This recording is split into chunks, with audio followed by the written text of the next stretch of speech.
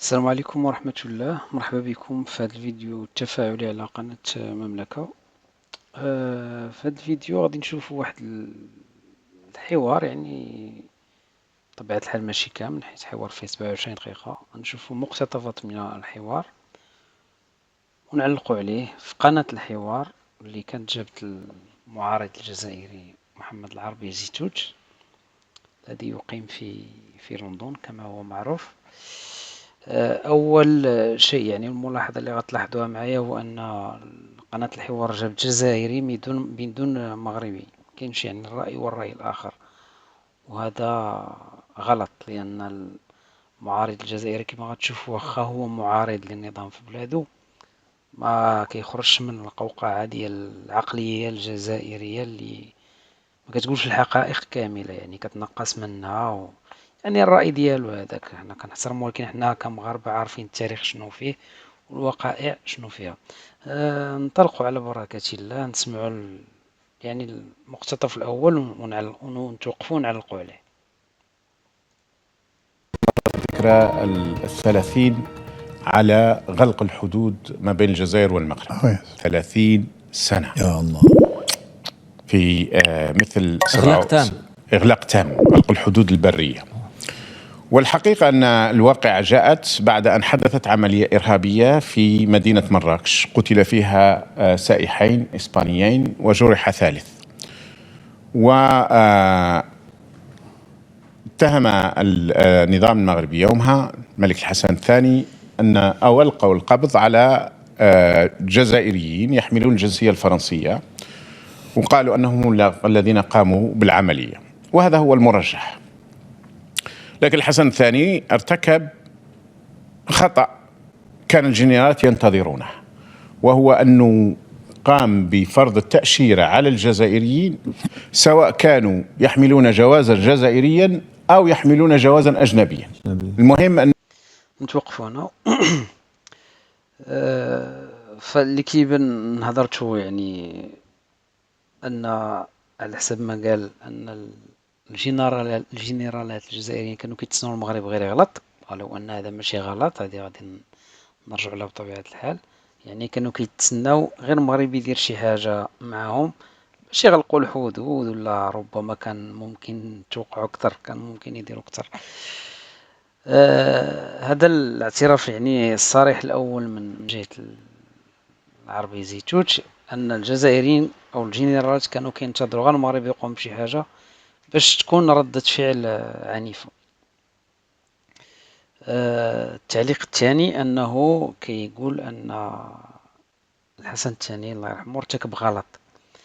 أنا صراحة كنت ساهل فاش قلت لكم القوقعة ديال العقل الجزائري، يعني عنده نفس التفكير، نفس يعني واخا داكشي كيدافع على المواقف ديال بلادو بالرغم أنهم غالطين، وهو معارض وكيدافع على الأغراض ديالهم. كيفاش أن واحد الملك بلادو تهاجمات فرض التأشيرة على دوك الناس ديال ديك البلاد اللي هاجمو، كيفاش هذا ممكن نعتبره غلط؟ بصراحة هادشي كيجيب الضحك. الناس كي تيفكروا، تحاول تفهمها العقليات كي تيفكروا، جاو وحدين من عن قبيلة ولا هاجموك، خصك تبقى كتعامل معاهم ولا تاخذهم بالأحضان ولا؟ صراحة كانت ساهل شنو هو كان العربية زيتوت في بلاصة الملك الراحل الحسن الثاني، كيفاش كان غيتصرف هو في بلاصتو؟ انا كنت تعجب انه اعتبر هذا غلط. انا ما فهمتوش صراحة. الشيء الاخر هو انه قال شي حاجة اللي انا بالنسبة لي مستحيلة، ما عرفتش كيفاش ممكن تطبق. ان المغرب فرض تأشيرة على الجزائريين سواء كانوا يعني يحملون جواز سفر جزائري او جواز سفر اخر، يعني المهم اصلهم جزائري. هذه انا كنظن زعما بالعلم اللي عطاني الله ما يمكنش تطبقها. فرضوا مثلا جا عندي جزائري انا عارفه في وجهه في سميتو راه جزائري، دخل عندي باسبور فرنسي، راه يحمل الجنسية الفرنسية، يعني الا مشيت درت معاه اي غلط راه بحال كنتهجم على فرنسا وليس الجزائر، لانه دخل عندي بجنسية فرنسية. كيفاش غندير انا نفرض تأشيرة على مثلا وهما كتار الجنسية الجزائريين اللي حاملين الجنسية الفرنسية فرض عليهم تأشيرة. الوغ ما عندي حتى شي مشكل مع فرنسا في ديك الوقيته، كنهضروا على 1994. هذا من سبيل المستحيلات، ما عرفتش انا هاد الهضره فين نلقاها. وشهادة حق لله انني انا في 2003 مازال ما كانت باقا الفيزا مفروض على الجزائريين باش يدخلوا المغرب. انا في 2003 شفت جوج جزائريات جاو مع شي ناس كنعرفهم، هما فرنساويات ولكن الاصول ديالهم جزائريات، جاو مع شي فرنساويين مغاربه، يعني ناس مغاربه من حاملين الجنسيه الفرنسيه حيت مولودين في فرنسا. جاو دخلوا معاهم بدون فيزا بدون والو، باسبور ديالهم ودخلوا. انا هادشي اللي قال صراحه ما فهمتوش. نزيدو نكملو نسمعو شنو تيقول العربي زيتوت. نعطيكم باختصار شنو قال من بعد هذاك المقتطف اللي شفنا باش ما نطولش عليكم. انه هو كان هاد الوقيته محمد العربي زيتوت كان دبلوماسي في السفاره ديال الجزائر في ليبيا. ملي مشى الصباح ديال ملي ترتكبوا ديك العمليات الارهابيه في مراكش، مشى الصباح للخدمه. قالوا الحارس ديال اللي في الباب السفاره راه السفير كان كيتسناك من قبيله، جا مع 7 الصباح وكيتسناك. قال لهم ملي دخلت على السفير لقيته مبتهجا. سول السفير محمد العربي زيتوت قال له واش سمعتي شنو وقع؟ قال ليه سمعت شي عمليه ارهابيه في مراكش والمغرب المهم ردة الفعل ديالو. قال ليه السفير الجماعه ديالنا يعني الدوله ولا السياسيين الرئيس ديالهم والجنرالات، قال ليه انت غتشوف واش غيديروا، غادي يغلقوا الحدود. يعني كما قلنا في الاول، الناس كانوا كيقلبوها على السبه وصافي، هو تيعترف بها.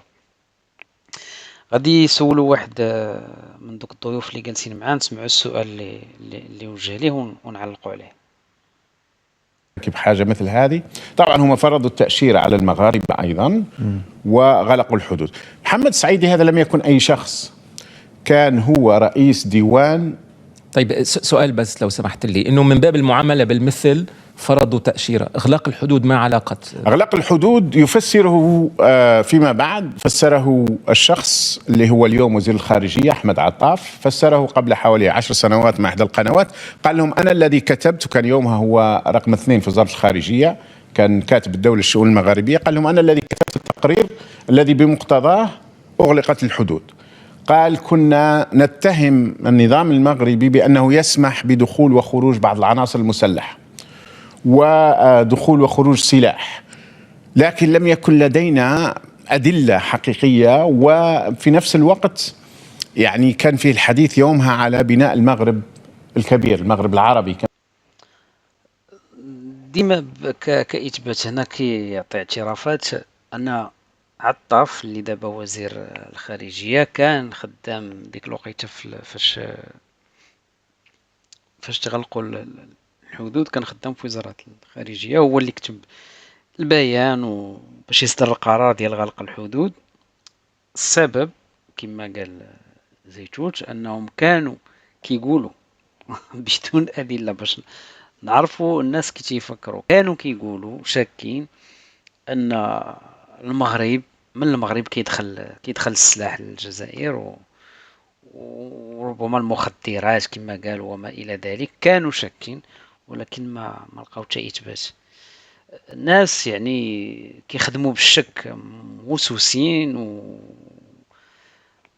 ما عندهمش ادله، ومع ذلك يعني راه خذوا داك القرار بناء على دوك الشكوك. يعني ماشي غير داك فرض التاشيره ديال المغرب هو اللي ادى بهم الى غلق الحدود، كانت عندهم شكوك ما عندهاش حتى شي ادله حتى شي اساس، ولكن بناو القرار ديالهم على هذيك الشكوك.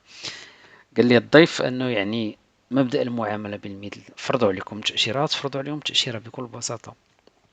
بطبيعه الحال تفرضت التاشيره على المغاربه كما فرضوها المغاربه على الجزائريين، وغلقوا الحدود، داروا فينا خير غلقوا الحدود صراحة ديال الله. نكملوا الحوار، ناخذ مقتطف واحد آخر. فهاد الدقائق اللي اللي دوزت هضر على، قال بعد أن